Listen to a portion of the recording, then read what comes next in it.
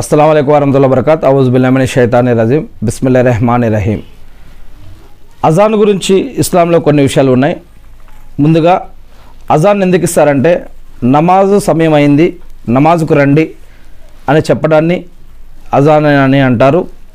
దీనికి ప్రత్యేకంగా కొన్ని పలకలు ఒక పద్ధతి ఉంది. దీన్ని అల్లాహ్ సుబ్హానహు వ తఆలా జిబ్రీల్ అనే దైవదూత ద్వారా ప్రవక్త ముహమ్మద్ సల్లల్లాహు అలైహి వసల్లం గారికి ఇచ్చి మనకు నేర్పించారు. మరి అల్లాహ్ని ఆరాధించే ప్రత్యేకమైనటువంటి పద్ధతి నమాజ్. ఈ యొక్క నమాజ్ కంటే ముందు అజాన్ అనే ఒక పిలుపు ఉంటుంది. ఈ యొక్క పిలుపుకి దీని గురించి తెలుసుకునే ముందుగా నేను శాపగ్రస్తుడైన శైతాన్ బారి నుంచి సృష్టికర్త అయిన అల్లాహ్ యొక్క రక్షణని, అల్లాహ్ యొక్క సహాయాన్ని రక్షణ పెట్టుకుంటూ ఉన్నాను. ఆమీన్. అజాన్ అంటే ఒక ప్రకటన లేదా తెలియపరచడం లేదా వార్త అందించడం అనే అర్థం. ధార్మిక భాషలో, ఇస్లామిక్ భాషలో నమాజ్ కోసం ప్రత్యేకంగా పదాల ద్వారా పిలవటం అజాన్ అని అంటారు. అదేవిధంగా బిడ్డ పుట్టినప్పుడు కుడి చెవిలో అజాన్ ఇస్తారు. అదేవిధంగా ఎడమ చేతిలో ఇకామత్ పలకాలి. నమాజ్ కోసం అజాన్ ఇవ్వటం ప్రవక్త ముహమ్మద్ సల్లల్లాహు అలైహి వసల్లం గారి యొక్క సాంప్రదాయం. ఇది ఇస్లాం చిహ్నాలలో ఒక చిహ్నం.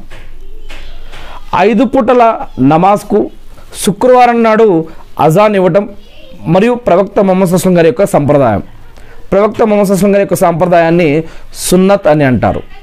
అంటే అల్లాహ్ సుబ్హానహు వ తఆలా ప్రవక్త ముహమ్మద్ సల్లల్లాహు అలైహి వసల్లం గారి ద్వారా, ప్రవక్తల ద్వారా మనకు చెప్పిన దాన్ని సున్నత్ అని అంటాం. మరి అజాన్ ప్రారంభం ప్రవక్త ముహమ్మద్ సల్లల్లాహు అలైహి వసల్లం గారు మక్కా జీవితం అంతా ఆపదలతో, కష్టాలతో, బాధలతో గడిచింది. ఆ సమయంలో ఒక్క నమాజ్ మాత్రమే విధి అయి ఉండేది. అప్పటి కాలంలో మక్కాలో ఉన్నప్పుడు, స్టార్టింగ్లో ముహమ్మద్ సల్లల్లాహు అలైహి వసల్లం గారు ప్రచారం చేస్తూ ఉన్నప్పుడు. మరి తర్వాత మదీనా వచ్చిన తర్వాత కొంతవరకు శాంతి భద్రతలు చోటు చేసుకున్నాయి.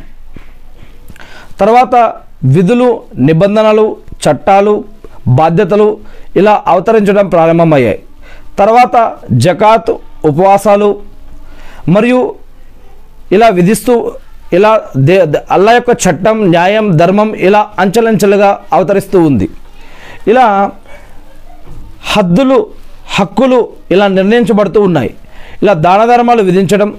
ఆ కాలంలో ప్రతి నమాజుకు ప్రజలు ఒక చోట చేరుకునేవారు.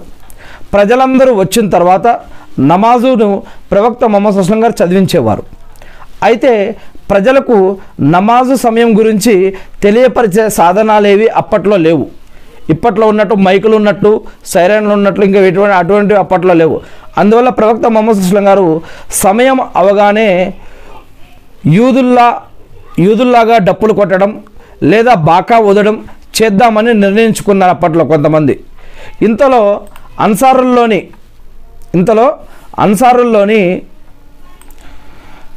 Abdullah bin Zaid bin Abu Rabbi ఆయన యొక్క స్వప్నంలో అజాన్ పదాలు చూశారు. మేల్కొని ప్రవక్త ముహమ్మద్ సల్లల్లాహు అలైహి వసల్లం గారి వద్దకు వచ్చి వాటి గురించి వివరించారు. దానికి ప్రవక్త ముహమ్మద్ సల్లల్లాహు అలైహి వసల్లం గారు, నీ కల సత్యమైనది, ఎందుకంటే బిలాలకు అజాన్ని నేర్పించవలసిందిగా ఆదేశించారు. బిలాల్ అజాన్ ఇస్తున్నారు. ఇంతలో ఉమర్ రజల్లాహు గారు వచ్చారు. అక్కడికి వచ్చి తన యొక్క స్వప్నంలో కూడా వీటి గురించే నేను విన్నాను అని వివరిస్తూ ఉన్నారు. నేను కూడా స్వప్నంలో ఈ పదాలను విన్నాను అని చెప్పారు. ప్రవక్త ముహమ్మద్ సల్లల్లాహు అలైహి వసల్లం గారు అది విని చాలా సంతోషించారు. ఇద్దరు మనుషులు ఏకాభిప్రాయంపై అల్లాహ్ సుబ్హానహు వ తఆలాకు కృతజ్ఞతలు తెలుపుకున్నారు. మరి ఇవన్నీ కూడా ఇబ్నే హిషాంలో మరియు జామే తిర్మిజీలో ఈ యొక్క విషయాలన్నీ కూడా మనం చూడవచ్చు. మరి ఇకపోతే అనస్ రజల్లాహు గారి కథనం ప్రకారం నమాజు వేళలను గుర్తించడం గురించి ప్రజలు మంటలు మరియు బాకాలను గురించి పేర్కొంటూ యూదులు, నసారాలు కూడా ఇలాగే చేస్తారు అని అన్నారు. ఏమి నిర్ధారించినదే సభ ముగిసింది. రాత్రి అబ్దుల్లా రజల్లాహు గారి యొక్క కలలో అజాన్ పదాలు విని ప్రవక్త ముహమ్మద్ సల్లల్లాహు అలైహి వసల్లం గారికి వినిపించారు. ప్రవక్త ముహమ్మద్ సల్లల్లాహు అలైహి వసల్లం గారు బిలాల్ రజల్లాహు గారికి నేర్పించమని ఆదేశించారు. తర్వాత బిలాల్ రజల్లాహు గారు అజాన్లో 2 సార్లు, ఇకామతులో ఒకసారి పలకమని ఆదేశించారు. ఇలాంటి విషయాలు బుఖారీ మరియు ముస్లిం హదీస్ గ్రంథాల్లో కూడా చెప్పబడ్డాయి. ఏది ఏమైతే ఇంకా అనేక విషయాలు ఇంకా అజాన్ గురించి ఉంది. అజాన్ వినిపిస్తే కనుక వినిపించినంత దూరం సైతాన్లు పారిపోతారు అని, ఇంకా ఈ యొక్క అజాన్కి ఉన్నటువంటి ప్రత్యేకతలు అనేక విషయాలు, మరి అజాన్ ఇచ్చేటటువంటి వ్యక్తి యొక్క ప్రత్యేకతలు, అతడికి ఇహలోకంలోనూ సమాధి జీవితంలోనూ ప్రళయ దినం రోజు పరలోకంలో ఆ యొక్క అజాన్ ఇచ్చేటటువంటి వ్యక్తికి ఇచ్చేటటువంటి అనేక రకాల సౌకర్యాలని మరియు అనేక విషయాలు ఇస్లాంలో చెప్పబడ్డాయి.